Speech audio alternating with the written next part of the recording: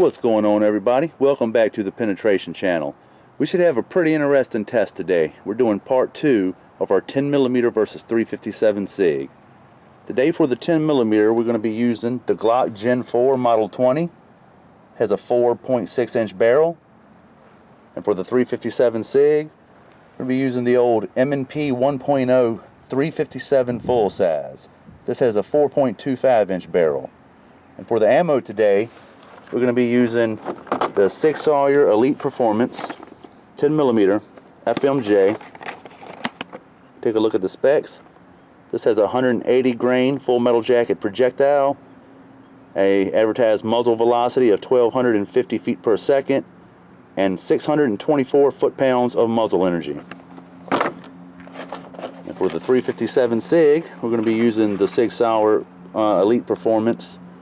This has a 125 grain full metal jacket projectile, a muzzle velocity of 1356 feet per second, and an advertised muzzle energy of 506 foot-pounds. Alright, let's go take a look at the target setup. Okay, so for the targets today, we're going to use these 6 inch by 6 inch square plates of 7075 T6 aluminum. All of these plates are 1/8 of an inch thick. I have a total of 10 plates separated by 2 pieces of 1/2 inch expanded PVC at the bottom. Makes them 1 inch apart. And I have a total of 10. We're going to see how far these projectiles punch their way through this aluminum. This is some of the hardest aluminum alloy you can get.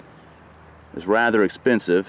I'd like to test all the different calibers through this material, but I believe the 10mm and the 357 SIG are the best penetrators I have as far as the semi-automatics. So we're going to go with those two for today. Give me a second to get everything set up. I'll be back to take the first shot. Alright, first up is going to be the 10mm. I'm going to step back a little bit. I'm going to be aiming for that black dot in the center. Let's see how this thing does.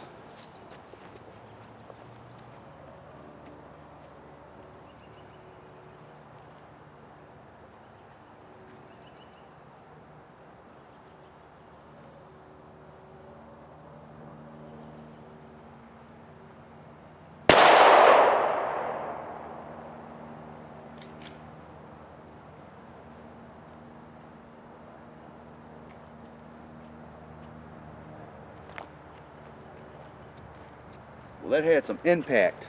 Let's go take a look at the damage. Alright, that definitely had a great deal of impact on the target. I hit a little low and to the right, but I had to step back about 20 yards because I didn't want anything ricocheting back at me. So let's see if I can get this loose and we'll see how far this bullet made it through there.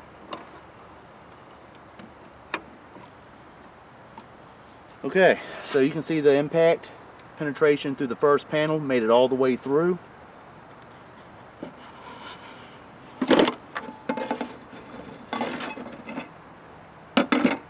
Alright, now second panel, you can see where the bullet has started to flatten out. The hole in that is significantly bigger than the first one. It made it all the way through panel number 2.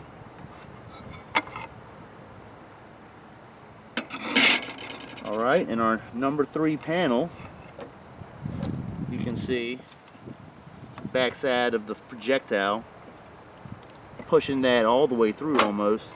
Oh yeah, it actually ripped the aluminum. But the projectile is actually stuck right there in this panel. You can see a little tiny ding in this panel. Nothing really significant.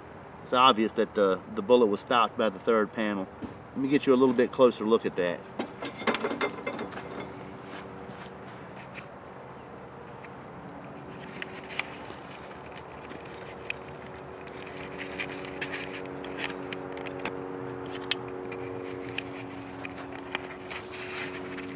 Alright, so here you can see our third panel.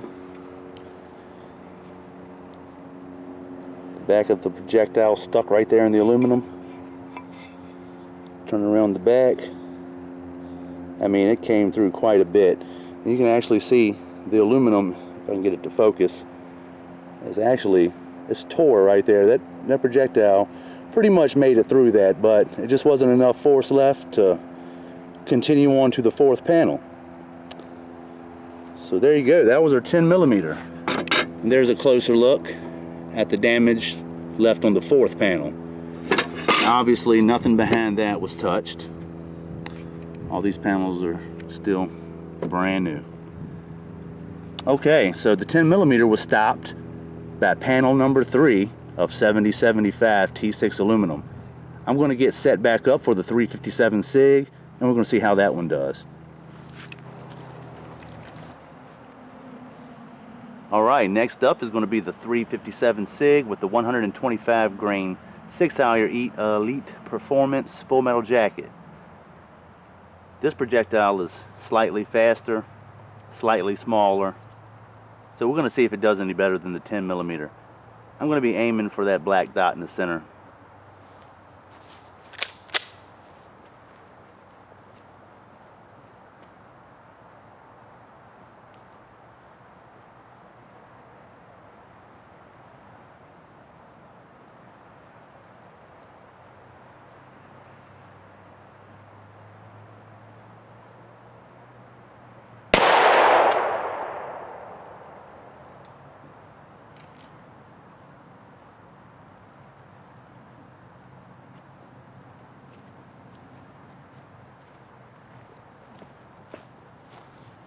Alright, let's go check out that damage. Alright, as you can see, I hit the panel kind of low and to the right. We have full penetration on this first panel. Move this out the way.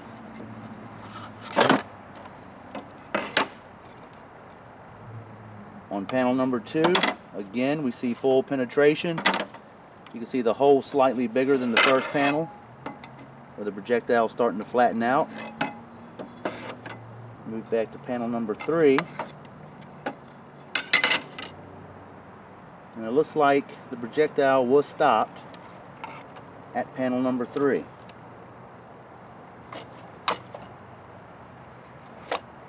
We have a little tiny mark on panel number 4, same as we did with the 10 millimeter.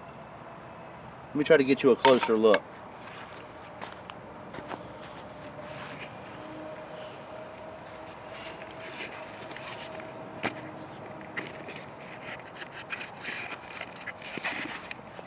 Alright.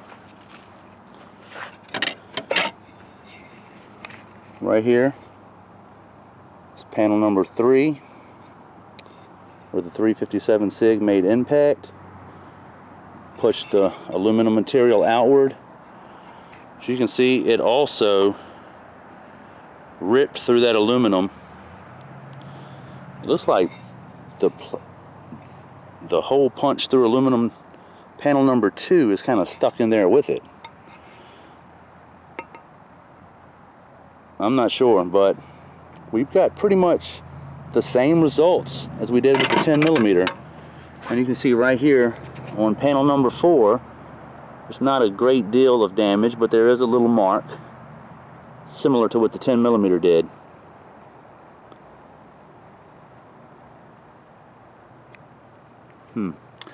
Well, I'd be interested to hear what you guys have to say in the comments.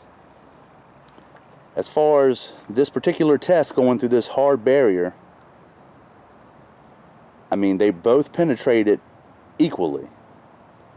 So the benefits I would have to give the 10 millimeter as a personal defense round because of simply it has a larger diameter projectile. Don't forget to put your comments or questions in the section below. Maybe give me an idea on another test we could do for part 3 of the 10 millimeter versus 357 SIG. I do have some of these panels left. Maybe I'll try and see what some of the other calibers will do through them. Or maybe I could revisit this test in this aluminum material with the 10 millimeter and 357 SIG with some Underwood ammo extreme penetrators. Either way, don't forget to like, share, and subscribe. We're going to catch you again next time on the Penetration Channel.